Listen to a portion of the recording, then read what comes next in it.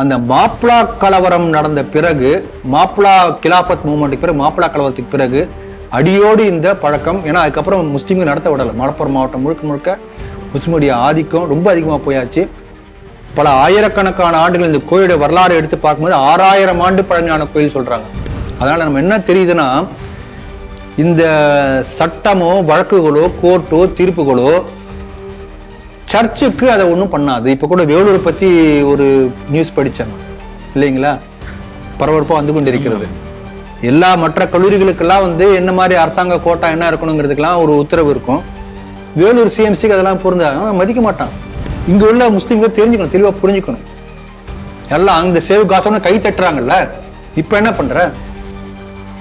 அப்ப முஸ்லீம்களே தான் முஸ்லீம்களுக்கு எதிரியா இருக்காங்க. அது தெளிவா புரிஞ்சுக்கொள்ளணும். நம்ம இந்துக்கள் சுய பரிசோதனை செய்யக்கூடிய ஒரு நல்ல ஒரு வாய்ப்பாக இந்த செய்தி வந்திருக்குன்னு நான் பாக்குறேன். எதை செய்ய வேண்டுமோ அதை செஞ்சார். இந்த வரி விதிப்புக்கு பிறகு பொருளாதாரம் ஏற்றுமதி வளர்ந்திருக்கிறது. அப்ப எதை செய்யணுமோ செஞ்சிருக்காரு. என்ன பண்ணிருக்காருன்னா, யுஎஸ் டிபெண்டன்ஸ் அதை சார்ந்திராதவாறு பொருளாதாரத்தை கொஞ்சம் கொஞ்சமா சரிப்படுத்தி கொண்டிருக்கிறார்.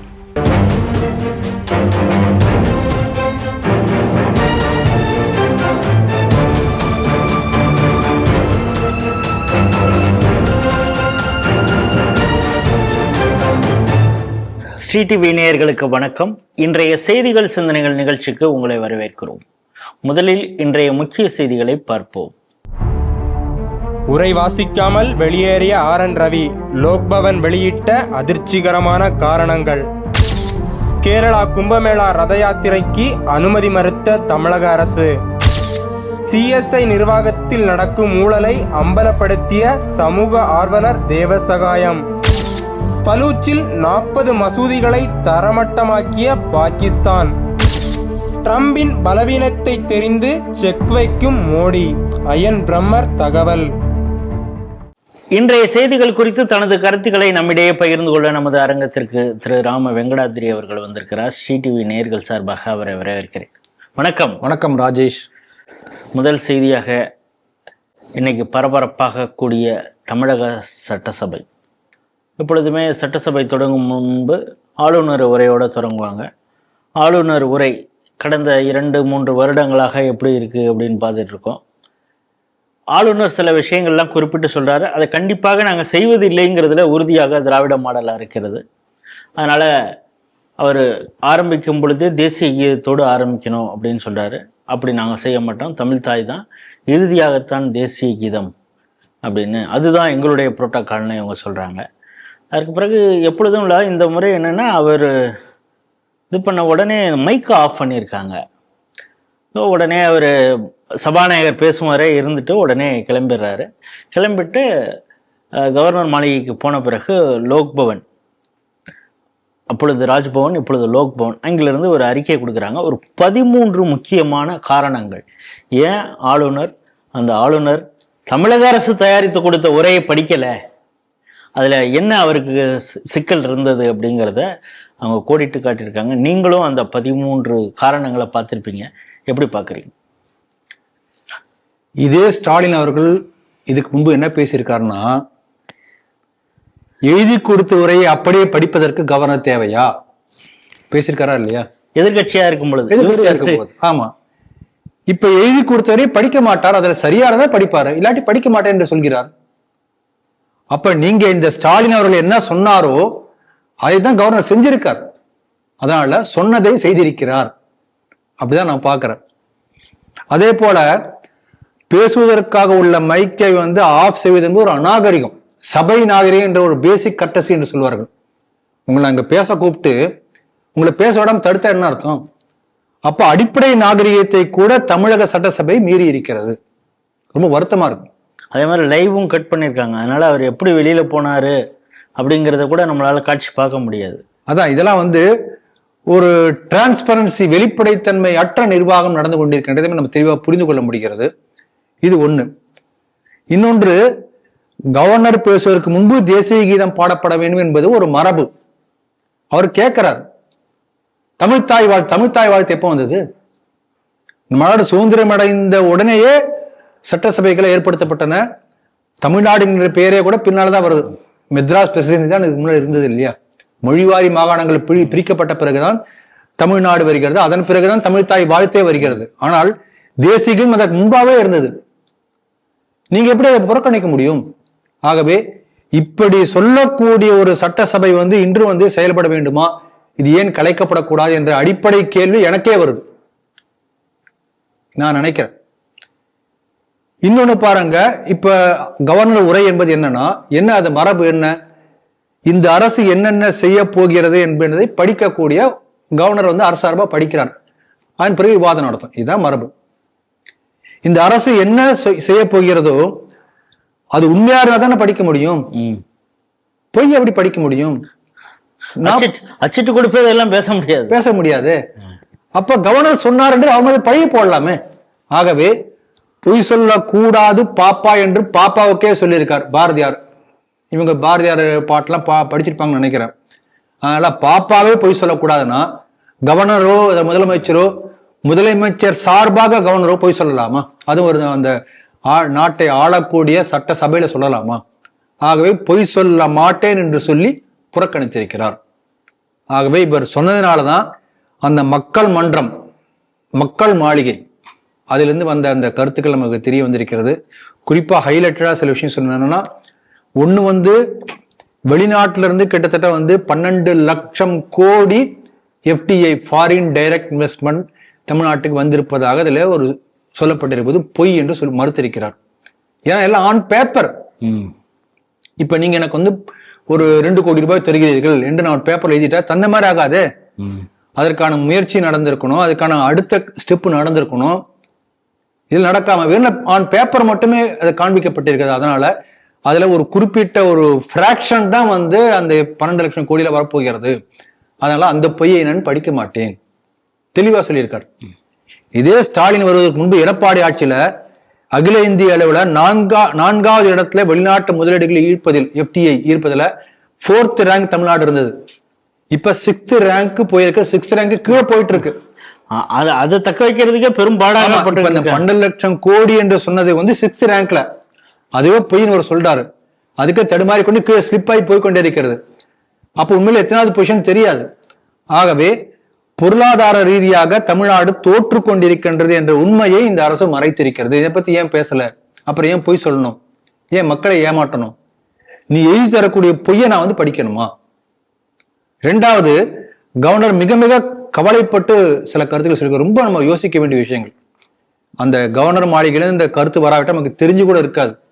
நீங்க சொல்றது தற்கொலை எண்ணிக்கை, தற்கொலை ஒன்று, பெண்களுக்கான பாதுகாப்பு, தலித் பெண்களுக்கான குற்றம், இது 3மே ரொம்ப அதிர்ச்சி தரக்கூடிய தகவலா இருக்கு. என்னன்னா, இதற்கு முன்பு இருந்ததை விட இந்த ஸ்டாலினுடைய விடியல் ஆட்சி வந்த பிறகு பெண்கள் மீதான பாலியல் வன்புணர்வுகள், ரேப் கேசஸ் 33% இன்க்ரீஸ்.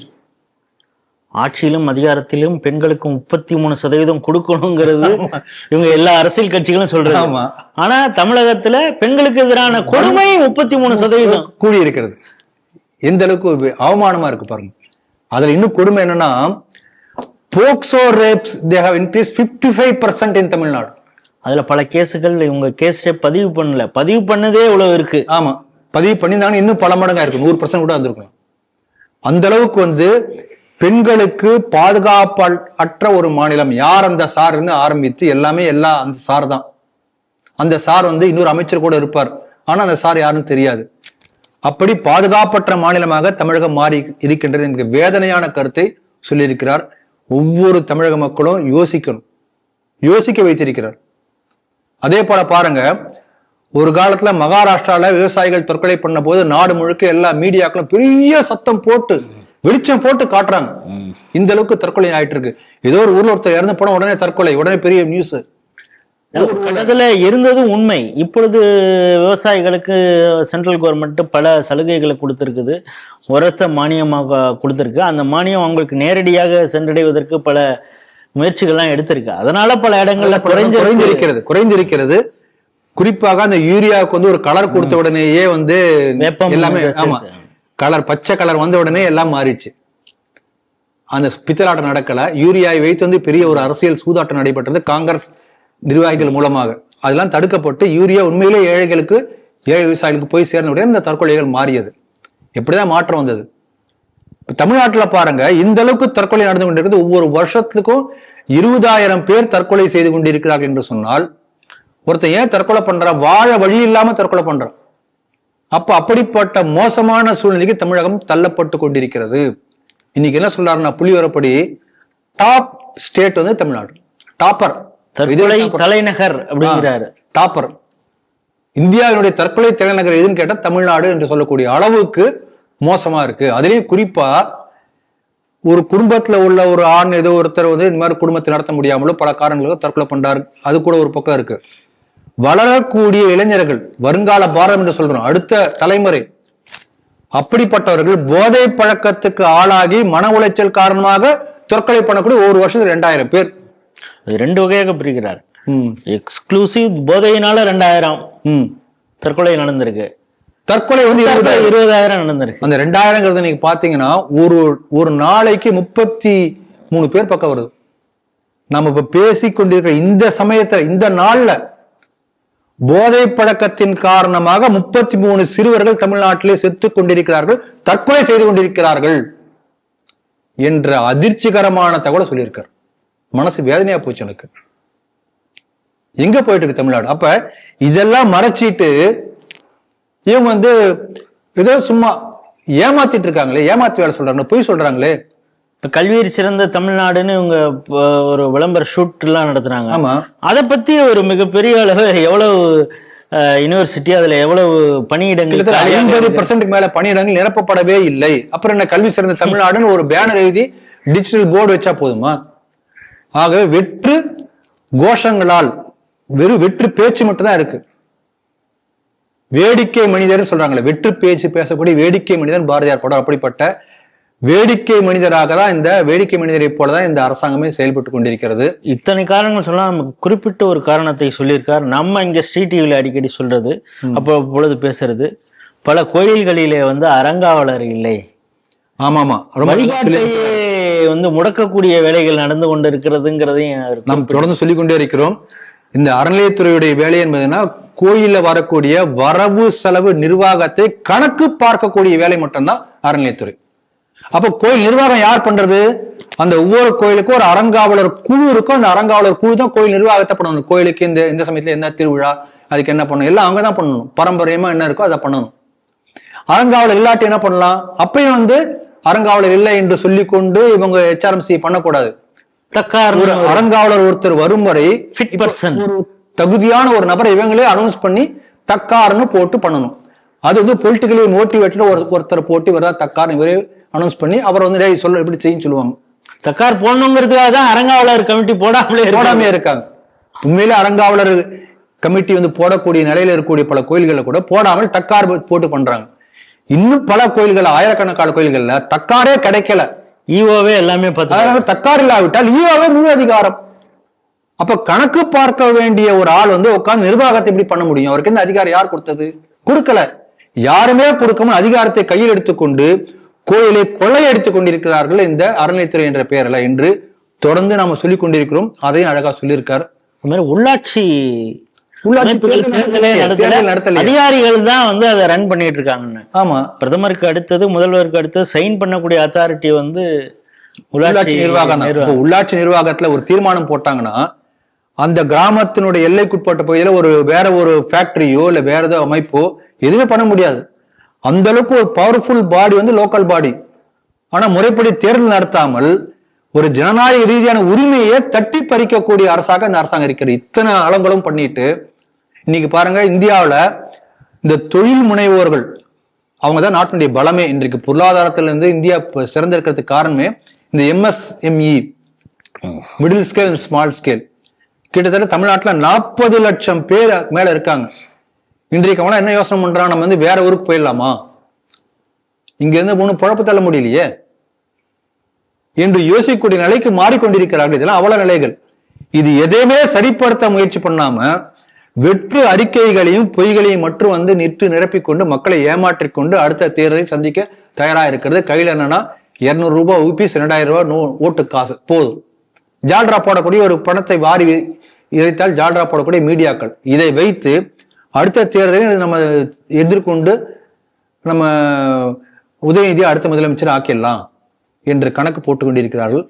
அதனால இப்படிப்பட்ட அவல நிலையை மக்களுக்கு எடுத்துரைக்கக்கூடிய நல்ல வாய்ப்பாக கவர்னருடைய இந்த செயல் அமைந்திருக்கிறது. கவர்னருக்கு நம்முடைய வணக்கங்கள். தமிழக மக்கள் விழித்து எழ வேண்டிய நேரம் இது. அதுதான் தெளிவா சொல்லியிருக்காரு. திமுக தொடர்ந்து என்ன சொல்லிட்டு வருதுன்னா, இது வந்து ஆன்மீக புரட்சி ஆட்சி நடந்துகிட்டு இருக்கு, ஆதிநகர்த்தர்களும் ஆன்றோர் பெருமக்களும் கொண்டாடக்கூடிய ஆட்சியாக இருக்கிறது, பல ஆயிரக்கணக்கான கும்பாபிஷேகங்கள் நடத்தியிருக்கோம் அப்படின்னு திரும்ப திரும்ப முதல்வர் சொல்றாரு, அறநிலையத்துறை அமைச்சர் சொல்றாரு. ஆனால் இப்பொழுது பல ஆண்டுகளுக்கு பிறகு கேரளாவில் வந்து கும்ப மேளா அது நடக்க இருக்கிறது. அந்த கும்பமேளா நிகழ்ச்சி தொடக்க நிகழ்ச்சி அப்படிங்கிறது தமிழகத்திலே உடுமலைப்பேட்டையில் இருக்கக்கூடிய திருமூர்த்தி ஹில்ஸ். அங்கே அந்த கும்பமேளா நடக்கிறது கேரளாவில் என்னன்னா பாரதப்புழா அப்படின்னு ஒரு ரிவர் நதி அந்த மலப்புரத்தில் இருக்குது. அந்த நதியோரம் தான் அது கடைசியாக அந்த விழா நடக்கும். ஆனால் அந்த ரிச்சுவல்ஸுக்கு தொடக்கம் வந்து எங்கன்னா திருமூர்த்தி ஹில்ஸ் உடுமலைப்பேட்டையில் இருக்கக்கூடிய அங்கேருந்து தான் அதை தொடங்கணும். அந்த விழாவை நாங்கள் நடத்த அனுமதிக்க மாட்டோம் அப்படின்னு தமிழக அரசு சொல்கிறது. கேரளாலேருந்து பல பக்தர்கள் வந்து ரிக்வஸ்ட் பண்ணுறாங்க, இங்கேருந்து தான் ரத யாத்திரையை நாங்கள் எடுத்துகிட்டு போகணும் அப்படின்னு. இங்கே எதற்கு அனுமதி இல்லை அப்படின்னு சொன்னோடனே வேறு வழி இல்லாமல் அங்கே இருக்கிற மகாமேருவை எடுத்துக்கிட்டு காரில் வச்சு பாலக்காடு வரைக்கும் காரில் எடுத்துகிட்டு போய் பிறகு அங்கிருந்து பூஜைகள் செய்து ரத யாத்திரை மூலமாக கொண்டு சென்றிருக்காங்க. 21ஆம் தேதி நிறைவு நிகழ்ச்சி நடப்ப இருக்கிறது. தமிழக அரசனுடைய இந்த செயல்பாடை எப்படி பார்க்குறீங்க? வன்மையாக கண்டிக்கிறோம்.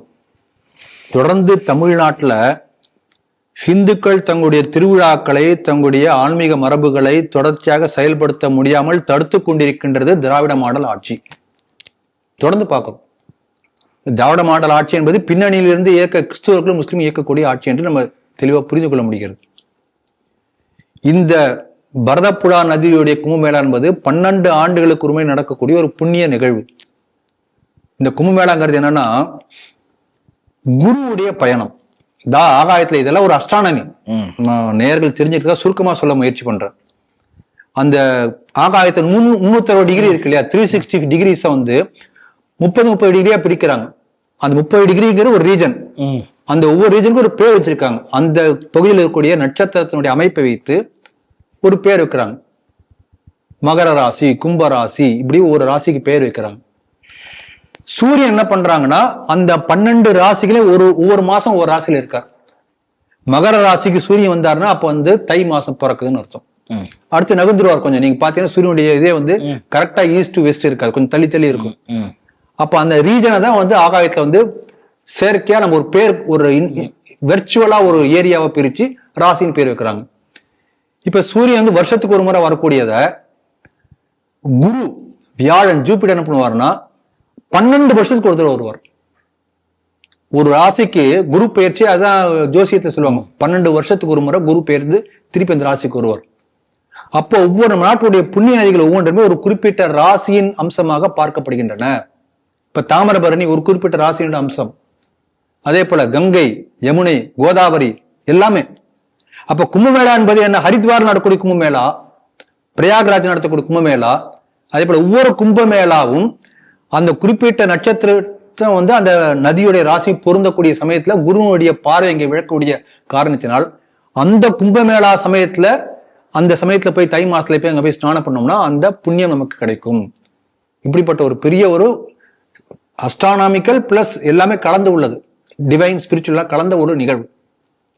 அந்த வகையில இந்த கும்பமேளா பரதப்புழா நீங்க சொன்னபடி உடுமலைப்பேட்டையில வந்து துவங்கக்கூடிய அந்த நதி திருமூர்த்தி மலையில துவங்கி பாலக்காடு வழியா கேரளா போய் மலப்புரத்துக்கு அழகிய கடல்ல கடக்கூடிய நதி.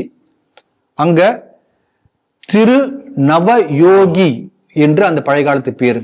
9 வகையான யோகிகள் போய் முகுந்தன் என்று சொல்லக்கூடிய குழந்தை கண்ணனை பூஜை பண்றாங்க.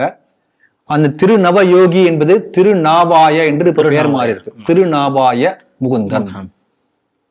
இது என்ன கவனிக்கணும்னா 12 ஆண்டுகளுக்கு ஒருமுறை நடக்கூடிய அந்த திருநாவாய கும்பமேளா ஆழ்வார்கள் பாடியிருக்காங்க, திருமங்கை ஆழ்வார் பாடியிருக்கிறார்.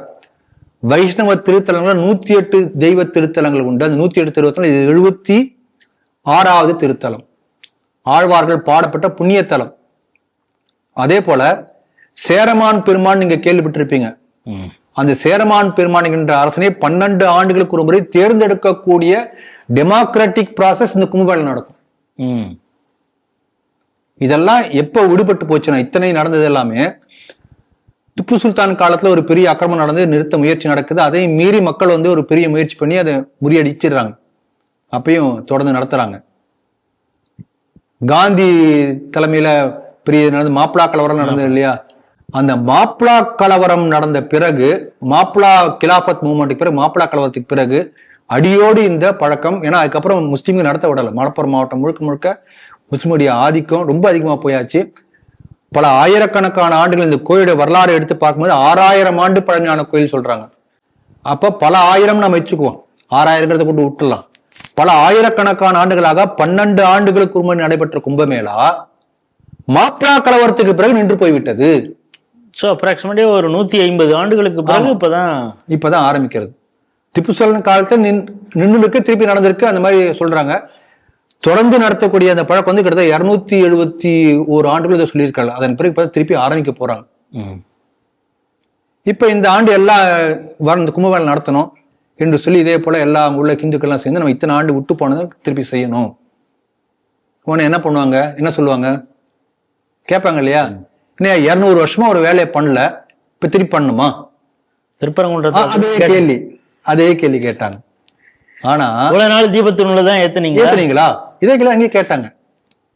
ஆயிரக்கணக்கான ஆண்டுகளாக இருந்த மரபு வந்து மாப்பிளா கலவரத்திற்கு பிறகு வந்து மாறுபட்டு விட்டது என்று சொல்வதற்காக திருப்பி நான் கொண்டுறோம். எங்களுடைய உரிமை அது, ஆமா, உரிமை மீட்பு என்று சொல்லி மீண்டும் அதை கொண்டுவதற்காக விழா கமிட்டியெல்லாம் ஏற்படுத்தி எல்லா கோயில்கள் எல்லாத்தையும் போய் பார்த்து பேசி அதை ஆரம்பிக்க முயற்சி எடுத்தாங்க. தமிழ்நாட்டில் பாருங்க, இதே போல தீபத்தூண் ஏத்தனமான்னு கேட்ட போது இந்துக்கள் வந்தாங்க, நான் என்ன சொல்ல, ஆனா பல பேர் பேசாம தான் இருந்தாங்க. கேரளால உள்ள இந்துக்களை பகைத்து கொண்டு இந்த திருநாவாய முகுந்தனுக்கு இந்த பெருவிழாவுக்கு தீர்த்தவாரிக்கு நம்ம தடை போட்டால், கும்பமேளாவுக்கு தடை போட்டால் கேரளாவில் உள்ள கொஞ்ச நெஞ்ச இந்துக்கள் ஓட்டும் கிடைக்காது என்று பயந்து கம்யூனிஸ்ட் அரசு படிந்தது. அதான் காரணம். அப்ப உப்பு போட்டு சோறு திங்கக்கூடிய சொரணையுள்ள இந்துக்களாக கேரள மலையாளி இந்துக்கள் இருக்கின்ற காரணத்தினால் கேரள கம்யூனிஸ்ட் அரசு அவங்க வந்து பணிஞ்சிட்டாங்க, அனுமதி கொடுத்துட்டாங்க. தமிழ்நாட்டிலேயே கொடுக்கலங்கிறத நான் சொல்லல, நீங்களே புரிஞ்சிருப்பீங்க. இங்க முகுந்தனை விட முஸ்லீம் ஓட்டு இவங்களுக்கு தேவை. முகுந்தன் பெருசு கிடையாது, ஆமா, முக கட்சின்னு இருக்கு. ஆமா, மூகா கட்சின்னு இருக்கு. அதுதான் திப்பு சுல்தானை வந்து தடுத்தார் என்று நம்ம இந்த வரலாற்று பதிவுகள் இருக்கின்றன. அது திப்பு சுல்தான் தடுத்ததை இப்ப திரும்ப நடத்தினா உங்களுக்கு கோபம் வந்துருமே. அதனால மணிமண்டபம் கட்டிய ஊரல்லவா? ஆமா. அப்ப திப்பு சுல்தான் முக்கியமா, முகுந்தன் முக்கியமா? யோசித்து பாருங்கள். ஆகவே தமிழக அரசு எப்படிப்பட்ட தமிழக அரசு இந்துக்களுக்கு வஞ்சனை செய்கின்றது என்பதை இந்த ஒரு சம்பவமே நமக்கு போதும். அந்த மலையாளி இந்துக்களை நான் பாராட்டுகிறேன். எதிர்ப்புகளை மீறி 200 மேற்பட்ட ஆண்டுகளாக தடைபட்டு போன ஆயிரக்கணக்காண்டு பழமையான கும்பமேளாவை மீண்டும் புதுப்பித்திருக்கிறார்கள், புத்துயிர் கொடுத்திருக்கிறார்கள். நம்ம ஒவ்வொருத்தரும் போய் கலந்துக்கணும். நம்ம சேர நாடு தமிழகத்தை சேர்ந்த போய் தான் சேரமான் பெருமானை தேர்ந்தெடுத்த ஒரு டெமோக்ராட்டிக் ப்ராசஸ் இந்த கும்பமேளா நடக்கும். ஆகவே நமக்கு ஒவ்வொருத்தருக்கும் ஒரு முழு உரிமை இருக்கிறது. நம்ம போய் அந்த விழாவில் கலந்து கொண்டு சிறப்பித்து அதை கோலாகலமாக மாற்ற வேண்டும் என்று நான் கேட்டுக்கொள்கிறேன். இந்த கேள்வி கேட்கும் பொழுது நான் ஒரு டிஸ்க்ளைமர் போட்டுடுறேன். இந்த செய்தியை நாம் எடுத்தது வேற ஒரு யூடியூப் சேனல்ல செய்தியாக வந்தது. அது வந்து அவர் பேட்டி கொடுக்கிறார், பாட்காஸ்ட்ல பேட்டி கொடுக்கிறார். அவருக்கு பேர் தேவ சகாயம் அப்படின்னு பேரு. அவர் யார் அப்படின்னா, IAS ஆபீசர் இருந்தாரு, அந்த தேவ சகாயமா அப்படின்னா அவர் கிடையாது. அவர் கன்னியாகுமரியில எந்த திட்டம் வந்தாலும் அதை தடுக்கிறதுக்கான வேலை செய்யக்கூடியவர். இவர் என்னன்னா கிறிஸ்தவ சீர்திருத்த சங்கம் அப்படின்னு ஒரு அமைப்புல இருக்கிறார். அப்படி என்ன இவர் சீர்திருத்தத்தை செய்கிறார் அப்படின்னு பார்த்தீங்கன்னா, CSI சர்ச்சஸ் இருக்குது. அவங்களுக்கு பிரிட்டிஷ் கவர்மெண்ட்டு, அந்த கவர்மெண்ட் இருந்த காலத்திலே நிறைய நிலங்கள், அசையா சொத்துக்கள், அசையும் சொத்துக்கள்னு வாரி வழங்கி இருக்கிறாங்க. அது வந்து ஒரு பர்டிகுலர் பர்பஸுக்காக பல இடங்களை அவங்க கொடுத்துருக்காங்க. இந்த விஷயத்துக்கு செய்யணும் அப்படி இல்லைன்னா நீங்க விற்கக்கூடாது, அப்படி நீங்க விற்கிறது மாதிரியான சூழல் இருந்தால் கவர்மெண்ட்டே கூட எடுத்துக்கலாம் அப்படிங்கிற ஒரு கண்டிஷன்ல எல்லாம் கொடுத்துருக்காங்க. குறிப்பாக இது வந்து மதுரை ராமநாதபுரம் டயோசிஸ்ல இந்த விஷயங்கள் இருக்குது. இங்கு வந்து மிகப்பெரிய அளவில் ஊழல் நடந்திருக்குது. இஷ்டத்துக்கு அவங்க கலெக்டர் ஒரு தனிநபருக்கெல்லாம் கூட ஏக்கர் கணக்கில் நிலத்தெல்லாம் வித்திருக்காங்க அப்படின்னு அவர் பல ஆதாரங்கள் சொல்றாரு. இதற்காக வழக்கு நடந்தது, வழக்கில் நீதிமன்றம் கொடுத்த டைரக்ஷனு, சிபிஐ வரைக்கும் வழக்கு போனது அப்படின்னு பல விஷயங்களை அவர் பேசியிருக்காரு. நீங்களும் அந்த காணொலியை பார்த்துருப்பீங்க. இந்த செய்தியை எப்படி பார்க்குறீங்க?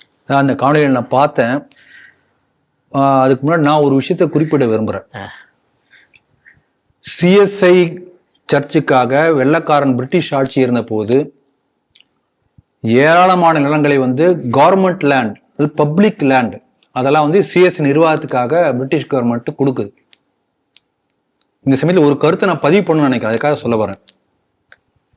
அது எப்படி கொடுக்குறாங்கன்னா, கவர்மெண்ட் லேண்ட் அல்லது பொதுமக்களுடைய லேண்ட், இப்போ நம்ம எல்லாத்துக்கும் பொதுவான லேண்ட், அதை எடுத்து சர்ச்சுக்கு கொடுக்குறோம்.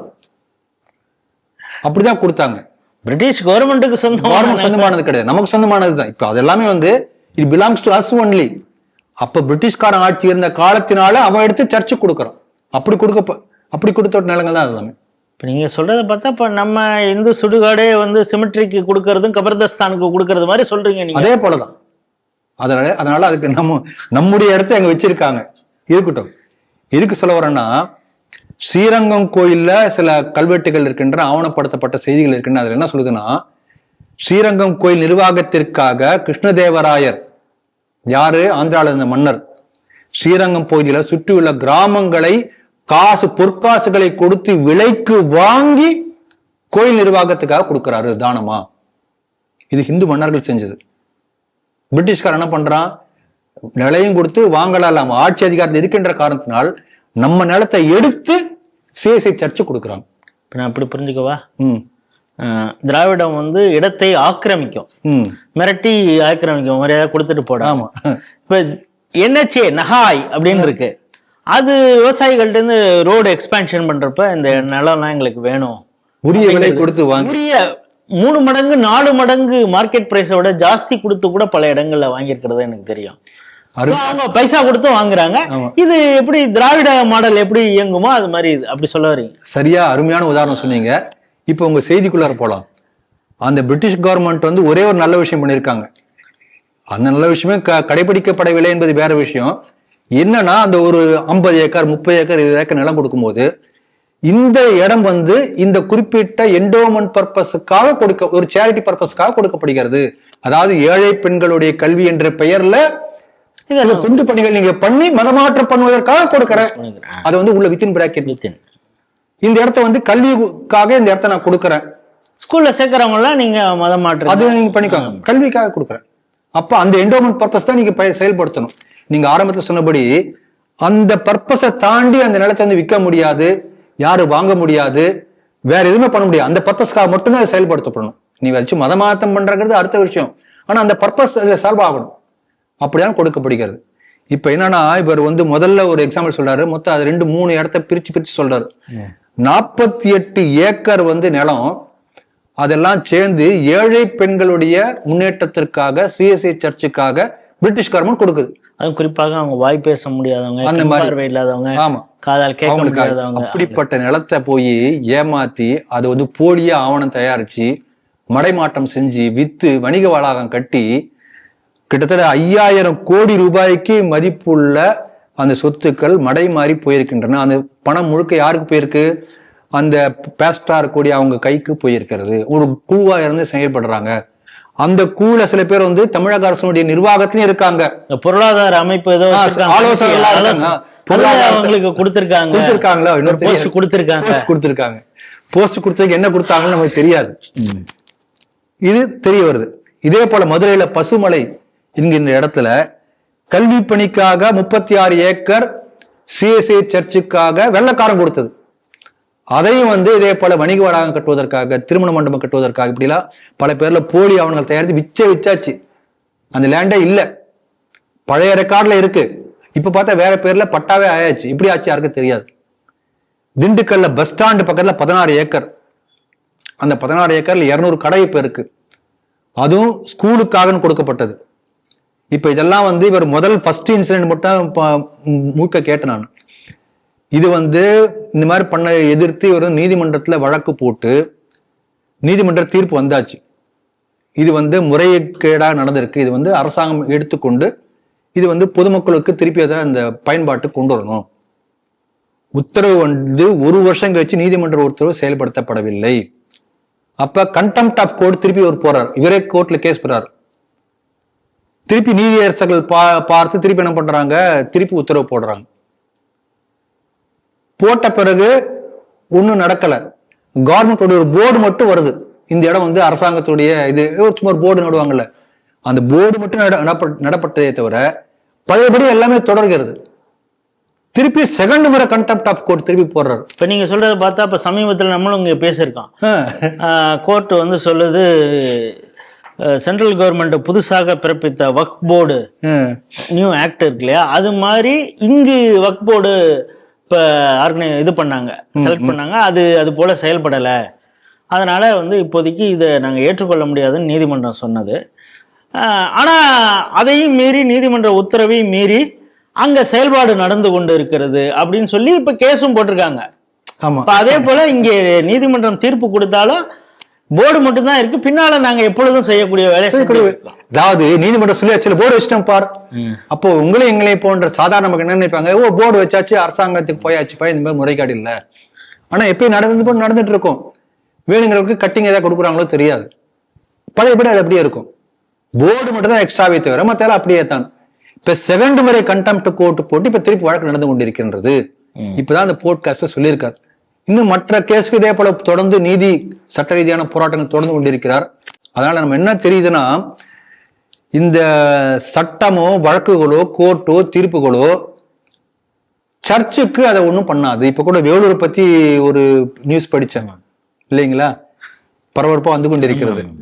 எல்லா மற்ற கல்லூரிகளுக்கெல்லாம் வந்து என்ன மாதிரி அரசாங்க கோட்டா என்ன இருக்கணுங்கிறதுக்கெல்லாம் ஒரு உத்தரவு இருக்கும். வேலூர் சிஎம்சிக்கு அதெல்லாம் பொருந்தாங்க, மதிக்க மாட்டான். நான் இப்படிதான் இருப்பேன். வேலூர் சிஎம்சின்னு சொன்னோடனே இப்ப அதையும் சேர்த்து சொல்ல வேண்டியதா இருக்கு. சொல்லுங்க, ஒண்ணு ஆரம்பிச்சா ஒன்னு சொல்ல வேண்டியதா இருக்கு. ஆனா அது ரொம்ப லென்த்தியா போகுமேன்னு தான் தோணுது. அங்க வந்து ஒரு டாக்டர் அவர் வந்து கஞ்சா வச்சிருக்கிறாரு அப்படின்னு சொல்லி போறாங்க. இடி ரைடு பண்ண அவர் ஹாஸ்டலுக்கு. தே ரெக்கவர்டு தட் கஞ்சா. போய் அங்க இருக்கக்கூடிய போலீஸ்ட சொன்னா, அவ்வளோ சீக்கிரம் நாங்கள் ரெஜிஸ்டர் பண்ண முடியாது சார், இதை வந்து போதைப் பொருள் தடுப்பு இருக்கு, நீங்கள் அவங்களுக்கு இன்ஃபார்ம் பண்ண முடியும். இப்போ அவங்க சொல்லிட்டு அங்கேருந்து ஒரு லெட்ரு வந்து திரும்ப போய் இவங்கள்ட்ட போகிறாங்க. 1 கிலோவுக்கு மேலே கஞ்சா இருந்தால் தான் நாங்கள் கேஸு ஃபைல் பண்ணுவோம், அதனால இதை இப்போதைக்கு பண்ணுவோம், நீங்கள் வேற ஒரு இதுன்னா இன்னொரு டைரக்ஷன் கொடுக்குறாங்க, அங்கே போய் சொல்லுங்க இதை அப்படின்னா.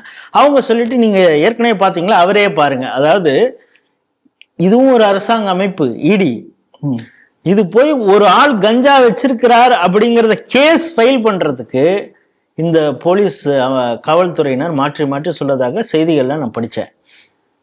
இப்போ எனக்கு என்ன தோணுதுன்னா, ஒரு தனிப்பட்ட நேரம் இவங்க சொல்றாங்களா அது 33 கிராம் இருந்தது, 1 கிலோ இருக்கணுங்கிற அந்த அடிப்படையில் சொல்லியிருக்காங்களா, இல்லை அந்த டாக்டர் சிஎம்சி ஹாஸ்பிட்டலை சார்ந்தவருங்கிறதுனால அச்சத்தினால அவங்க ஃபைல் பண்றதுக்கு பயந்தாங்களாங்கிறது இப்ப நீங்க இதெல்லாம் சொல்லும் பொழுது எனக்கு இல்ல, அந்த ஈகோ சிஸ்டம் அப்படி வேலை செய்து கொண்டிருக்கின்றது நம்ம புரிந்து கொள்ள முடியும். நீங்க சொன்னது கரெக்ட் தான். பாருங்க, இங்க திருநெல்வேலியில அடிக்கடி சண்டை நடக்கும். ஆமா, என்ன சண்டை? இது ஒரு பெரிய டயசிஸ்ல என்ன சண்டை? நீங்க எதுக்கு திருநெல்வேலி மட்டும் சொல்லுங்க, தூத்துக்குடியில நடக்கிறது இல்லையா? தூத்துக்குடி சொல்றேன் உதாரணத்துக்கு. திருநெல்வேலி பத்தி நீங்க இல்லாம பேசணும் ஒரு தடவை செய்திகள் ஞாபகம் வந்து சொன்னேன். தூத்துக்குடியிலும் நடக்கும், எல்லா ஊர்லயும். அப்ப இட்ஸ் பொசஷன், ப்ராப்பர்ட்டி, பவர். இன்னொன்னு அந்த இதுல முன்னின்று நடத்தியவரே திமுக எம்பி ஆக திரவியம். ஆமா, அவர் தான். இப்ப பாருங்க, அந்த திருநெல்வேலியில டக்கர் காலேஜ், அப்புறம் அவங்களுடைய இது நிறைய இருக்கு இல்லையா, அதுல வந்து பல ஆண்டுகளாக எந்த பேமெண்ட்டுக்கு வந்து எல்லாம் கேஷ் பேமெண்ட் தான், அவங்களாம் எதுவுமே செக் டிடி எதுவுமே கிடையாது. அது முறையா கணக்கெல்லாம் சொல்லி அப்புறம் ஒரு பெரிய ஊழல் நடந்திருக்கிறது. போய் விசாரணை பண்ணும்போது கிட்டத்தட்ட 100 கோடி ரூபாய் அளவுக்கு அந்த டக்கர் கல்வி குழும மூலமா மட்டுமே ஊழல் நடந்திருப்பதா குற்றச்சாட்டு வந்திருக்கு. ஒன்னும் நடக்கல. அப்ப நான் சொல்ல ஒரு இடம் மட்டும் அப்படி நீங்க உள்ள தூண்டித்து இப்படியே நீங்க வேலூர் போய் ஆரம்பிச்சீங்க, ஒவ்வொன்னா போனீங்கன்னா அதுக்கப்புறம் லயலால வந்து நிப்பீங்க. ஆமா, லயலா அப்படி போனீங்கன்னா அது அப்படியே பெருசா போயிட்டே இருக்கும். நம்ம ஷோ தான் முடியாது, நம்ம ஷோ முடியாது. அரசாங்கமும் எந்த ஆக்ஷன் எடுக்காது, போலீஸும் ஒன்றும் பண்ணாது. போலீஸ் வந்து ஒரு பக்கம் வந்து நீங்க சொல்லபடி அந்த கிறிஸ்துவம் என்கின்ற பாதுகாப்பாளையம் ஒரு பக்கம் இருக்கு, இன்னொன்னு இவங்ககிட்ட ஏகப்பட்ட பணம் இருக்கு. அந்த கோடானு கோடிகள்ல சில சில்லறைகளை வாரி இறைச்சா யார் யார் எப்படி கவனிப்பாங்களோ அப்படி கவனிச்சிருவாங்க, பேசாம போயிடுவாங்க. அதனால இந்த அளவுக்கு நீதி இருக்கிறது. அதனால இங்கே நடைபெற்ற முறைகேடுகள் வந்து இப்ப நம்ம வந்து கவனத்துக்கு வந்திருக்கிறது. இதை விசாரித்து உறுதிப்படுத்தப்பட்டால் அரசு உடனே கையகப்படுத்தி அந்தந்த பர்பஸுக்காக நிலம் பயன்படணும். ஏன்னா ஆரம்பத்துல சொன்னபடி நம்ம நிலத்தை வெள்ளைக்காரன் ஆட்சி காலத்தை அந்த பர்பஸ்க்காக கொடுத்தான், அந்த கொடுக்கப்பட்ட பர்பஸ்க்காக இதை செயல்படணும். அதுவும் பண்ணல. அதனால அது நம்முடைய உரிமை, அது மீட்கப்பட வேண்டும் என்று சொல்றேன். பாருங்க, இன்னொரு ஞாபகத்துக்கு வருது, இந்த வடிவேலு ஜோக்கெல்லாம் மிஞ்சிற மாதிரி நிறைய ஜோக் நடந்துட்டு இருக்கு. அசோக் நகர், இங்க மெட்ராஸ்ல இல்ல, பெங்களூர்ல அசோக் நகர்ங்கிற மெட்ரோ, அந்த மெட்ரோ ஸ்டேஷனுக்காக சிஎஸ்ஐ சர்ச் வந்து 60 கோடி ரூபாய்க்கு வந்து மெட்ரோவுக்கு நிலத்தை வித்திருக்கான். ஓகேங்களா? நிலத்தை வாங்கின பிறகு மெட்ரோ பாக்குறான், அது வந்து சிஎஸ்ஐக்கு சொந்தமான நிலமே கிடையாது, போலி டாக்குமெண்ட். 60 கோடி ரூபாய்க்கு வித்திருக்கான். அது டிஃபென்ஸ், சென்ட்ரல் கவர்மெண்ட் டிஃபென்ஸ் உடைய இடம். அந்த இடத்த வந்து போலி பட்டா போட்டு ரயில்வேக்கே வித்திருக்கான். பாருங்க, இன்னொரு சென்ட்ரல் கவர்மெண்ட்டுக்கு, சென்ட்ரல் கவர்மெண்ட் எடுத்து இன்னொரு சென்ட்ரல் கவர்மெண்ட் அதை வாங்கிட்டாங்க. வாங்கின 2 கவர்மெண்ட் எந்த லட்சணத்துல அங்கேயும் வேலை பார்த்திருக்குங்கிறது இருக்கு. வாங்கின பிறகு டிஃபென்ஸ் அப்புறம் கேஸ் போடுறான் சிஎஸ்ஐ சர்ச் மேல. அது சிஎஸ்ஐ தான், அதுக்காக ஞாபகம் சொன்னேன். அதனால உஷாரா இல்லாட்ட என்ன வேணா மொட்டை அடிச்சிருவாங்க. நாம் தான் ஜாகிரதையா இருக்கணும். இந்த குற்றத்தை விசாரித்து இந்த நிலங்களை கையகப்படுத்தி ஏழை மக்களுக்கு அந்த பணிகளுக்கு அந்த நிலங்கள் மீட்கப்பட்டு அந்த பலன் சென்றடைய முயற்சி இருக்கணும் என்று கேட்டுக்கொள்கிறேன். மீண்டும் டிஸ்கிளைமர் சொல்லிடுறேன். இந்த செய்தியை இன்னொரு யூடியூப் தளத்துல, அந்த யூடியூப் தளத்து பேர் சொன்னா கூட தப்பு இல்லை, ரெட்பிக்ஸுங்கிற ஒரு இடத்துல வந்த இன்டர்வியூல இந்த தேவ சகாயம் அப்படிங்கிறவர் கொடுத்த அந்த பாட்காஸ்ட் இன்டர்வியூ வச்சுதான், அதன் அடிப்படையில் தான் இந்த பேசியிருக்கிறோம். இதுல என்ன உண்மை இருக்கிறது அப்படிங்கறது அடிப்படையில அரசு நடவடிக்கை எடுக்க வேண்டும்னு அவரும் சொல்றாரு, நானும் அதையே வழிமொழிகிறேன். அடுத்த செய்திக்கு போகலாம். சங்கிகள்ங்கிற ஒரு பேர் வச்சிருக்காங்கனால அவங்க யாரும் கோவிச்சுக்க கூடாது. இந்தியாவில் ஒரு மசூதி, அது கும்மட்டம்ங்கிறாங்க, மசூதிங்கிறாங்க, அந்த தொழுகையே நடக்கல, அதை எப்படி அது மசூதின்னு சொல்ல முடியும்னு தெரியல. ஒரு கட்டடம் பாபரால் கட்டப்பட்டது, அதை இடிச்சாங்க, சங்கிகள் இடித்தார்கள், மசூதியை இடித்தவங்கெல்லாம் சங்கிகள் அப்படின்னு சொன்னாங்க. அந்த அடிப்படையில பார்த்தா இப்ப மிகப்பெரிய சங்கி அப்படின்னு யாரு அப்படின்னு குற்றம் சொல்ல வேண்டியதா இருக்குன்னா பாகிஸ்தானை சொல்ல வேண்டியது இருக்குது. அதுவும் அங்க இருக்கக்கூடிய பலூச், அந்த பகுதியில் இருக்கக்கூடிய மனித உரிமை ஆர்வலர் மிர் யார் பலூச் ஒரு குற்றம் சாட்டியிருக்காரு. சமீப காலமாக அங்க வந்து 40 மசூதிகளை பாகிஸ்தான் இடித்து தரைமட்டமாக்கி இருக்குன்னு சொல்றாரு. இதை எப்படி பார்க்கறது? ஒரு இஸ்லாமிய நாட்டிலேயே வந்து மசூதி அடிக்கிறாங்கன்னா அதை எப்படி புரிஞ்சுக்கிறது? பலூச்சிஸ்தான் என்பது பாகிஸ்தானோடு ஒட்டாமல் ஒரு தனி பகுதியாகவே ஆரம்பத்திலே இருந்து கொண்டிருக்கிறது. அது தெரிஞ்சுக்கிறது அதனுடைய ஹிஸ்டரி நம்ம முதல்ல தெரிஞ்சுக்கணும். நம்முடைய நாட்டில் முஸ்லீம் ஆட்சி வருவதற்கு அந்த மராட்டிய போர்கள் தோற்று போகின்ற போர் வந்து 3ஆம் பானிபட்டு யுத்தம். ஹரியானா பக்கத்துல பானிபட் என்கின்ற 3ஆம் முறை நடந்த யுத்தத்துல மராட்டிய முழுக்க முழுக்க தோத்து போயிடுது. Over confidence.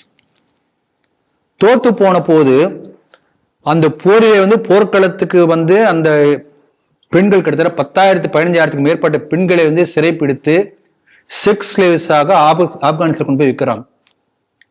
கிட்டத்தட்ட 25,000 மராத்திய போர் வீரர்களை அடிமைகளாக பிடித்து அவங்களுக்கு கொண்டு போய் குடியமர்த்துறான். இப்ப சொல்லக்கூடிய பலூச்சிஸ்தான் என்ற பகுதியில அவங்க அடிமைகளாக வேலை செய்யறாங்க. அந்த இவங்க எல்லாமே வந்து முஸ்லிமா மதம் மாத்துறாங்க, மதம் மாறி விடுகிறார்கள். ஆனாலும் கூட தன்னுடைய மராட்டிய கலாச்சாரத்தை அவர்கள் விட்டு கொடுக்காமல் இன்னும் இந்த அளவுக்கு காப்பாத்திட்டு இருக்காங்க. கிட்டத்தட்ட 20க்கு மேற்பட்ட கேஸ்ட் இருக்கு. இப்ப எப்படி நம்ம வந்து செட்டியார்ல வாணிய செட்டியார், மீனவ செட்டியார்லாம் கூட இருக்காங்க. அந்த மாதிரி அந்த ஒவ்வொரு கேஸ்டுக்கு முன்னாடியும் அந்த கேஸ்ட் நேம் பின்னாடி மராத்துன்னு முடியும். நாங்களாம் மராட்டியர்கள் அவன் சொல்லிக்கிறான், அவன் முஸ்லீம் தான். சிவ் சங்கர் அப்படிங்கிறான், லிங்கத்தை கும்பிடுறான், அதையும் கும்பிடுறான், மசூதிக்கும் போறான். ஹிங்லஞ்ச் மாதா அப்படின்னு ஒரு பெண் தெய்வத்தை கும்பிடுறான். தன்னுடைய திருமண சடங்குகளா பார்த்தா கிட்டத்தட்ட மராட்டிய திருமண சடங்குகள் பல இன்னும் கடைபிடிக்கிறாங்க. ஆகவே கலாச்சார ரீதியாக பாரம்பரிய ரீதியாக இன்னும் இந்துக்களுடைய பாரம்பரியத்தை பின்பற்றி கொண்டிருக்கிறார்கள் அந்த முஸ்லிம்கள். இது ஒரு வரலாற்று செய்தி. இன்னொரு செய்தி நம்ம கவனிக்கணும், வாசகர்களுக்கு நான் பதிவு பண்ண விரும்புறேன். 1947 வெள்ளக்காரன்கிட்ட நமக்கு சுதந்திரம் வந்த பிறகு பல பேர் போராடி சுதந்திரம் கிடைச்சது.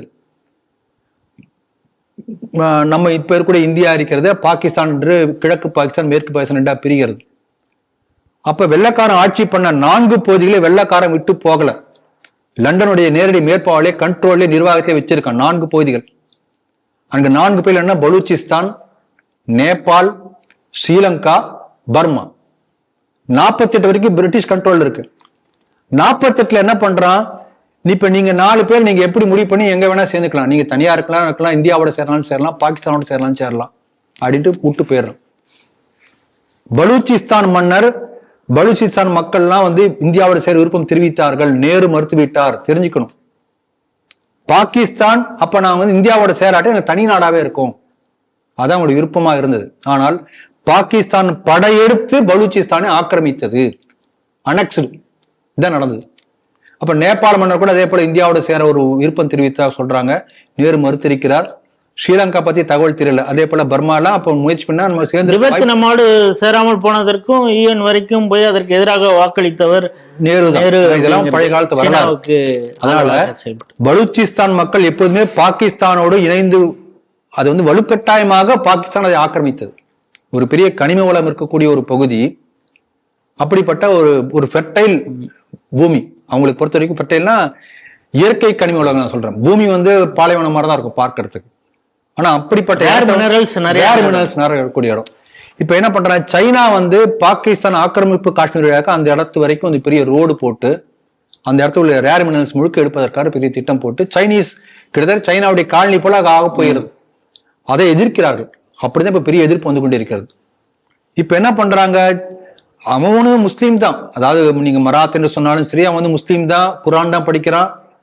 அப்படி படிக்கக்கூடிய அந்த குரானை எரித்திருக்கிறார்கள், அந்த மசூதிகளை குண்டு போட்டு தகர்த்திருக்கிறார்கள். நீங்க சொன்ன அழகா ஒரு கேள்வி கேட்டுங்க ஆரம்பத்திலேயே, வழிபாடே இல்ல, நான் பங்கஷனல் ஒரு கும்மட்டு, அதாவது மசூதி போன்ற தோற்றம் அளிக்கக்கூடிய, உள்ளே ராம்லல்லா இருக்கக்கூடிய அந்த ஒரு இந்துக்கள் வழிபடக்கூடிய பகுதியில நீதிமன்ற தீர்ப்பு கொடுத்து நமக்கு ஊர்ஜிதமான பிறகு அந்த கும்மட்டை எடுத்ததுக்காக ஒரு டிசம்பர் 6 நீங்க உட்கார்ந்து அத இங்க உள்ள எல்லாம் மறக்கலாமா, கருப்பு கலர்ல போஸ்டர் போட்டு மறக்க முடியுமா? இப்ப உன்னுடைய அதே அல்லாஹ் கும்பிடுற மசூதி 40 மசூதி அதே பாகிஸ்தான் அரசாங்கம் இடிச்சு தரமாட்ட மாதிரி குண்டு தீ வச்சு எரிச்சிருக்கு. இந்த STP ஏதாவது பேசினானா, சேவ் காசா சேவ் காசா எத்தனை போஸ்டர் போட்டாங்க, சேவ் பலூச்சின்னு யாரும் அது வரைக்கும் கேட்டது மாதிரி. ஈரான் எத்தனை மசூதி இடிச்சிருக்காங்க, நெருப்பு அங்க உள்ள முஸ்லீம்களே வேணாம் இடிச்சு போறான். ஏன் ஏதாவது பேசினானா? ஏன் பேசல? உய்கூர்ல சீனா எத்தனை நூத்துக்கணக்கான மசூதியில அடிச்சு நொறுக்கி இருக்கானு, தரமட்டமாக்கி இருக்கானு, பேசினாங்களா? பச்சை பெயிண்டே அங்க அடிக்க கூடாது, பச்சை கலர கூடாது, தாடி வைக்க கூடாது, தாடி கட் பண்ணிடுவோம். மத்த ஊர்ல வேற ஏதாவது கட் பண்றாங்க, தாடியை கட் பண்ணிடுறாங்க சீன கவர்மெண்ட். ஆக இப்ப உரிமை பேசக்கூடியவர்கள் இதான பண்றாங்க. இங்க உள்ள முஸ்லிம்கள் தெரிஞ்சுக்கணும், தெளிவா புரிஞ்சுக்கணும். எல்லாம் அந்த சேவ் காசம்னு கை தட்டுறாங்கல்ல, இப்ப என்ன பண்ற? அப்ப முஸ்லிம்களே தான் முஸ்லிம்களுக்கு எதிரியா இருக்கான். அது தெளிவா புரிஞ்சுக்கொள்ளணும். இந்துக்கள் சுய பரிசோதனை செய்யக்கூடிய ஒரு நல்ல ஒரு வாய்ப்பாக இந்த செய்தி வந்திருக்கு நான் பாக்குறேன். ஏன்னா உங்களை காப்பாற்ற போறது இங்க உள்ள உண்மையிலேயே உங்களுடைய தொப்புள் குடியா இருக்கக்கூடிய வெளியில பேசுறாங்கல்ல, அவங்கதான் உங்களை காப்பாத்துவாங்க. இந்த எல்லாமே நாளைக்கு கைவிட்டு போனாலும் இவங்க தான் காப்பாற்றுவாங்க, அதை புரிஞ்சுக்கணும். அதே போல அமெரிக்காவுடைய கண்ட்ரோல்ல பாகிஸ்தான் இருக்கிற காரணத்தினால தான் பாகிஸ்தான் நாடு இது வரைக்கும் இருக்கு. ஒரு கால் அமெரிக்கா பாகிஸ்தான் விட்டு வெளில போயாச்சுன்னா பாகிஸ்தான் துண்டு துண்டா உடஞ்சு போயிடும். முதல்ல பலூச்சிஸ்தான் வெளில வந்து ஃபர்ஸ்ட் வரது அதான் இருக்கணும். அதனால எங்கு ஒரு மதத்திற்காக ஒரு அநீதி நடந்தாலும் அது யார் பண்ணாலும் அநீதி தான். அப்படிப்பட்ட நெஞ்சுரத்தோடு நீங்க போராடணும். பாரபட்சமா பாகிஸ்தான்காரன் குண்டு வீசி அடிச்சா நாங்க கண்டுக்க மாட்டோம். இங்க ஒரு கும்மட்டு இருந்தா டிசம்பர் 6க்கு நாங்க உடனே போராட்டம் சொன்னா அது ஒரு பாரபட்சமான ஒரு மனநிலை. நீங்கள் சிவபரிசோதனை செய்து பாருங்கள் என்று இந்த செய்தி மூலமா உங்களுக்கு நான் தெரியப்படுத்துறேன். எதிர்க்கட்சி தலைவராக இருக்கக்கூடிய ராகுல் காந்தி, அது பாராளுமன்றமாக இருக்கட்டும் இல்லை பொதுக்கூட்டமாக இருக்கட்டும், திரும்ப எப்பவும் ஒரு விஷயத்த சொல்லுவார். ட்ரம்ப்பை பார்த்தா அவருக்கு பயம், மோடிக்கு.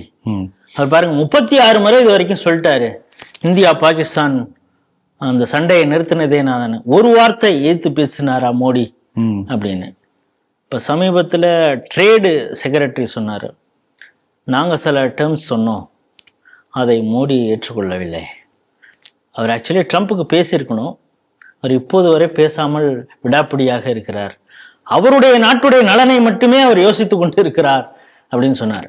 இப்போ என்டிடிவிக்கு அயான் பிரம்மர் அப்படிங்கிறவர், ஒரு பெரிய இதில் இருந்த ஒரு அதிகாரியாக இருந்த அமெரிக்கா, அவர் சொல்கிறாரு, கனடா யூரோப்பியன்லாம் ஈஸியாக ட்ரம்ப் இந்த டேக்ஸுங்கிறதுல ஒரு மிரட்டல் பண்ணி சம்மதிக்க வச்சுறாரு, கனடாவெல்லாம் வழிக்கு கொண்டு வந்துட்டார். ஆனால் இந்தியா கிட்ட அவருடைய பாச்சா பலிக்கலை. காரணம் நரேந்திர மோடி ஒரு ஸ்ட்ராங்கான எக்கானமியை ஒன்று வச்சிருக்கிறாரு. அதனால் அவர் இந்த கோழி தலையை எதிர்னா அதை தப்பிக்கக்கூடிய அந்த ஒரு நிலைமையில ட்ரம்ப் இருக்கிறாரு. மோடி கிட்ட இவருடைய பாச்சா பலிக்கலை. அவர் ஒரே வார்த்தையில் சொல்ற, மோடி கிட்ட இவருடைய பாச்சா பலிக்காது. காரணம் இண்டிபெண்ட் ட்ரேடு, டாக்ஸ், அதாவது சுவரினிட்டி, அந்த இறையாண்மையெல்லாம் இந்தியாவை தனியாக வெளியுறவு கொள்கையாக இருக்கட்டும், இல்லை நமக்குன்னு தனியாக இருக்கணுங்கிறதுல உறுதியாக இருக்கக்கூடிய மோடியிடம் இவருடைய பாச்சால் படிக்காது அப்படின்னு சொல்லியிருக்காரு. இந்த செய்தி எப்படி பார்க்குறேன்? மிக அருமையான செய்தி சொல்லியிருக்கீங்க. நிறைவாக ட்ரம்ப் வரி விதிக்கிறார். உடனே எல்லாம் கத்துறாங்க பத்திரிகைகள், ஐயோ போச்சு போச்சு, நம்ம நாடு சீர்குலைஞ்சு போயிடும். 25%, 50% மட்டும் ஏற்றிட்டே போயிட்டு இருந்தார். மோடி பேசவே இல்லை, அமைதியா இருக்கார். திருப்பி 2வது முறை வரி விதிக்கிறார். மோடி பேசவே இல்லை.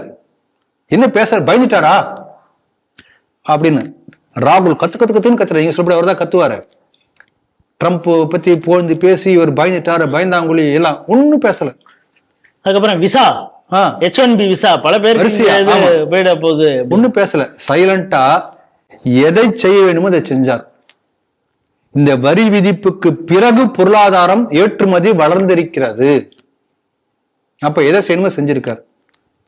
என்ன பண்ணிருக்காருன்னா, யுஎஸ் டிபெண்டன்ஸ், அதை சார்ந்திராதவாறு பொருளாதாரத்தை கொஞ்சம் கொஞ்சமா சரிப்படுத்தி கொண்டிருக்கிறார். இப்ப பாருங்க, ஒரு விஷயம் கவனிங்க. மன்மோகன் சிங் ஆட்சி காலத்துல டாலர் பிரைஸ் ஏறினால் பெட்ரோல் விலை ஏறும், பல பொருட்களுடைய விலை ஏறும். சரிங்களா? நீ கவனிச்சு பாருங்க, அதை புள்ளி வரத்தை எடுத்து பார்த்தா தெரியும். இப்ப டாலர் பிரைஸ் ஏறிக்கொண்டே இருக்கிறது, ரூபாய் கீழே வந்து கொண்டே இருக்கிறது. ஆனால் கூட இன்ஃபிளேஷன் வந்திருக்கா? அந்த மாதிரி பெட்ரோல் விலை ஏறி இருக்கா? இறக்குமதி பொருட்கள் விலையெல்லாம் ஏறி இருக்கா? ஒன்னும் பெருசா அளவு ஏறல, அதே அப்படியே ஸ்டாண்டர்டா இருக்கு. அப்ப என்ன செஞ்சிருக்காங்கன்னா, நம்ம economy it is insulated from dollar. அதுதான் இப்போ நடந்து கொண்டிருக்கிறது சைலண்டா. அதாவது நேற்று IMF என்ன சொல்லுதுன்னா, அவங்க 25-26 நிதியாண்டு 6.3 தான் growth இருக்கும் அப்படின்னு நினைச்சாங்களாம். இல்லைன்னு ஸ்ட்ரைக் டவுன் பண்ணிட்டு இப்போ நாங்கள் மாத்திக்கிறோம், 7.3 உயர போகிறது, GDP வளர்ச்சி இருக்கும் அப்படின்னு அவங்களே இப்போ மாத்துறாங்க IMF. ஆனா உலக அளவுல மிகவும் மந்தமாக இருக்கிறது, இந்தியா வளர்ச்சியை நோக்கி போகிறது அப்படின்னு IMF சொல்லுது. அது சொல்லுவார்கள். ஆனா புள்ளி விவரங்கள் உண்மைதானே சொல்லும். ஸ்டேட்மெண்ட் என்ன வேணா மாத்தி சொல்லலாம், நீங்க உங்களை பத்தி நான் என்ன வேணா சொல்லலாம். ஆனா புள்ளி விவரங்கிறது மாறதில்லை, நம்பர் தானே அது, அது உண்மைதானே. இப்ப பாருங்க, எதை நான் சொல்ல வரேன்னா, இப்போ டாலர் என்கின்ற ஒரு பேப்பர் கரன்சியை நம்பி நம்முடைய பொருளாதாரம் இல்லாமல் இப்ப என்ன பண்றாங்க, அல்டர்னேட்டிவா நிறைய கோல்டு ரிசர்வ்ஸ் அதிகமா வாங்குறாங்க. நம்ம கையில இருக்க டாலரை வித்துட்டு இருக்காங்க கொஞ்சம் கொஞ்சமா. அப்ப நம்ம dependence on dollar is becoming less and less. அப்ப உண்மையான ரூபாயோட மதிப்பு என்னங்கிறது யாருக்கும் தெரியாது. ஏன்னா அப்ப அவன் பல விஷயத்த மேனிபுலேட் பண்ணி இதுதான் டாலர் இந்தியா ருபி பிரைஸ் அவன் மேனிபுலேட் பண்றான். அது ஒரு பக்கம் போட்ட, நீ இப்ப என்ன டாலர் பிரைஸ் 1000 கூட வச்சுக்கோ, எங்க எக்கானமி அப்படியே தான் இருக்கும். அப்ப அவர் economy is insulated from the dollar dominance. கொஞ்சமா அதை கொண்டு வந்து இருக்கிறார். இது ஒரு பெரிய வெற்றி. ரஷ்யாவுடைய நம்ம ஆயில் 2 பேருடைய கரன்சிக்குள்ளார தான் நம்ம மாறிக்கொள்கிறோம். இப்ப என்னன்னா, இப்ப கிட்டத்தட்ட டாலருக்கு மாற்றாக சர்வதேச அளவில் வேறு பல கரன்சிகள் வர முடியும், அதில் வர்த்தகம் செய்ய முடியும் என்கின்ற ஒரு யதார்த்தத்தை முதல்ல வந்து நடைமுறைப்படுத்தியது இந்தியா. இப்ப கொஞ்சம் கொஞ்சமா மற்ற நாடுகள் ஆரம்பிச்சிருக்காங்க. சவுதி அரேபியா இருக்கலாம், மற்ற நாடுகள் இருக்கலாம், ரஷ்யா, சைனா இருக்கலாம், இதெல்லாம் ஆரம்பிச்சிருக்காங்க. வெனிசுலாவிலேயே சைனா போய் வந்து அவங்களுடைய கம்பெனிலாம் வந்து சைனா எண் அதுல வந்து ஆரம்பிக்கலாம்னு சொன்ன பிறகுதான் இந்த பிரச்சனையே வந்தது. கைப்பற்றியதே காரணம் அதுதான். அதனால இது முதல்ல நாம் ஏற்படுத்தி இருக்கிறோம். முதல்ல இப்ப அடுத்த மாற்று ஒண்ணு பெரிய முயற்சி பண்ணிட்டு இருக்காங்க. இந்த சர்வதேச நாணய பரிமாற்றம் நடக்கும்போது ஸ்விஃப்ட் என்கின்ற முறையில தான் நடக்கும். அதுல வந்து ஃபுல்லா கமிஷன் அமெரிக்காவுக்கு போகும். அதுக்கு மாற்றாக இப்போ வந்து கிட்டத்தட்ட வந்து ஒரு 30 நாடுகள்ல நம்முடைய யூபிஐ மூலமாகவே நடத்த முடியும். அந்த மாதிரி கொடுத்துட்டாங்க. கிட்டத்தட்ட அபிஷியலா ஒரு 6-7 நாடுகள்ல இப்போ வந்திருக்கிறது. கூடிய விரைவில் அது ஒரு பெரிய மிடில் ஈஸ்ட் எல்லாத்துலயும் அந்த மாதிரி வந்துடும். வந்தாச்சுன்னா ஒரு பெரிய அது பேமெண்ட் சிஸ்டம் கொண்டு வர முடியும். பிரிக்ஸ் மூலமாகவே ஒரு பேமெண்ட் சிஸ்டம் கொண்டு வரதுக்கு முயற்சி நடந்து கொண்டிருக்கிறது. அதனால அமெரிக்காவை சார்ந்து இந்த உலகம் இயங்க வேண்டிய அவசியம் இல்லை என்கிற நிலையை முன்னெடுத்திருக்கிறது இந்தியா. அதை நம்ம கவனிக்கணும். இதுல பாருங்க, ஜப்பான் நாட்டு பிரைம் மினிஸ்டர் ஒருத்தர் அமெரிக்காவுக்கு இவர் வந்து போனே எடுக்க மாட்டேங்கிறார். நான் எதுக்கு எடுக்கணும்? போனே எடுக்கிறது இல்லை. ஜப்பான் நாட்டு பிரைம் மினிஸ்டர் போன் போட்டு அவர் வர சொன்னார். அங்க போனோடனே கையெழுத்து வாங்கி $500 பில்லியன் வந்து ஜப்பான் முதலீடு செய்யணும் கையெழுத்து வாங்கிட்டார். அவர் நாட்டு திரும்ப தூக்கி எரிஞ்சிட்டாங்க. அதெல்லாம் பழைய கதை. இப்ப ஜப்பான் நாம வந்து ஒரு பெரிய வல்லரசு நாடு நினைத்து கொண்டிருக்கோம். ஜப்பானே இந்தியாவை பார்த்தா கொஞ்சம் கொஞ்சமா தைரியம் வந்திருக்கு அமெரிக்காவை எதிர்க்கிறதுக்கு என்று சர்வதேச அரங்கில பேச ஆரம்பித்திருக்கிறார்கள். அப்போ ஒரே ஒரு வலுவான தலைமை ஏற்பட்டால் எந்த அளவுக்கு ஒரு மாற்றத்தை ஏற்படுத்த முடியும்? இன்னைக்கு உலகத்துல அமெரிக்க ஏகாதிபத்தியத்தை எதிர்க்கக்கூடிய நாடுகள் வந்து மொத்தம் 3 நாடுகள் தான். ஒன்னு ரஷ்யா, ஒன்னு சைனா, ஒன்னு இந்தியா. இந்த 3 இல்லாட்டி உலகம் முழுக்கவே அமெரிக்காவுடைய கைப்பிடிக்கு போயிடும். அவங்க சொன்னபடி ஆடணும். அப்படிப்பட்ட ஒரு உலக நாட்டாண்மை என்கின்ற அந்த நிலை இருந்தது. அதை எதிர்க்கக்கூடிய ஒரு வல்லமை பெற்ற நாடாக நம்முடைய பாரத நாடு வந்திருக்கிறது. இதுல கவனிக்கணும், சைனா, ரஷ்யான்னு நம்ப முடியாது. இப்ப எல்லா 3ஆம் உலக நாடுகள் முழுக்க இந்தியாவை தான் நண்பனாக நம்ப ஆரம்பித்திருக்கின்றன. பாரதியார் சொல்வார், வைய தலைமைக்கோள் சொல்வார். அப்படிப்பட்ட உலகத்தை தலைமை தாங்கி நடத்தக்கூடிய நிலைக்கு கொஞ்சம் கொஞ்சமாக பாரத நாடு போய்கொண்டிருக்கின்றது என்பதை தான் இந்த செய்தி நமக்கு சொல்லி இருக்கிறது. இன்றைய 5 செய்திகள் குறித்து மிக விரிவாகவும் ஆழமாகவும் ஸ்ரீ டிவி நேயர்களோடு உங்களுடைய கருத்துக்களை பகிர்ந்து கொண்டீங்க. மீண்டும் ஒரு நிகழ்ச்சியில் சந்திப்போம். அதுவரை உங்களிடமிருந்து விடைபெறுகிறோம். நன்றி, வணக்கம். ஜெய்ஹிந்த், Jai Sriram. Vande Mataram. Tara Divine Awards 2025.